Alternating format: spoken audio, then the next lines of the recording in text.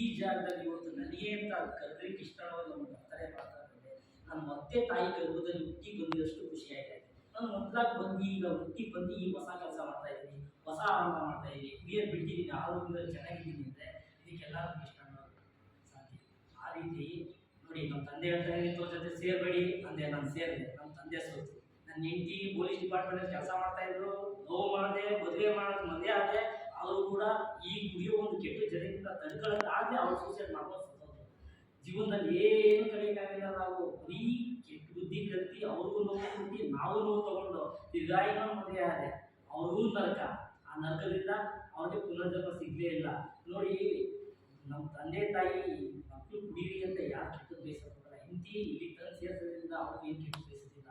ನೋಡಿ, ಇವತ್ತು ನಾನು ಕುಡಿಯೋದು ಬಿಟ್ಟಾಗಿಂದ ಇಲ್ಲಿ ನಾನು ಬೆಳ್ಳಿ ತತ್ತಿಲ್ಲ ಆರ್ತಿ ನಾನು ಏನು ತಿಳ್ಕೊಂಡ್ರೆ ನನ್ನ ಗಂಡ ಕುಡಿಯೋದು ಬಿಟ್ಟವನೆ, ಮದುವೆಯವನಾಗವನೆ ಅಂತ ಖುಷಿ ಕೊಟ್ಟು ಬಿಡ್ತಿದ್ದೆಲ್ಲ.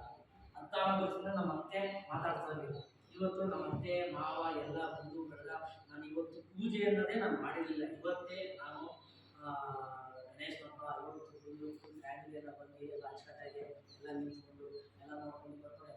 ಎಂಥ ಯಾರು ಬರ್ತಿರೋದು ಇವತ್ತು ನಾನು ನಳಿಯ ಚೆನ್ನಾಗವನೆ ಇರಪ್ಪ, ಇವತ್ತು ಕುಡಿಯೋದು ಬಿಟ್ಟವನೆ. ನೋಡಿ, ಈ ಕೆಟ್ಟು ಒಂದು ಏನಂದ್ರೆ ಈ ಜಾಗದಲ್ಲಿ ಕುಡಿಯೋ ಕಂಡ್ರೆ ಈ ಪ್ರಪಂಚದಲ್ಲಿ ಕೆಲವು ಕಂಡ್ರೆ ಆಗದೇ ಇಲ್ಲ. ಕುಡಿತಾರೆ, ಕೆಲಸ ಮಾಡಬಾರ್ದು, ಇದೇ ಆಗೋದಿದೆ. ಅದೇ ನಾವು ಕುಡಿಯೋದನ್ನು ಬಿಟ್ಟರೆ ಅಂದರೆ ನಮ್ಗೆ ಎಷ್ಟು ಸಂಪಾದನೆ ಆಗ್ತದೆ, ಜೀವನದಲ್ಲಿ ಎಷ್ಟು ಮುಂದುವರಿಬೋದು, ಎಷ್ಟು ಜನ ಇಷ್ಟಪಡ್ತಾರೆ ಅಂದರೆ ಈ ಜಾಗ ಬಿಟ್ಟರೆ ಇನ್ಯಾವ ಜಾಗದಲ್ಲೂ ಕಲಿಯಲ್ಲ.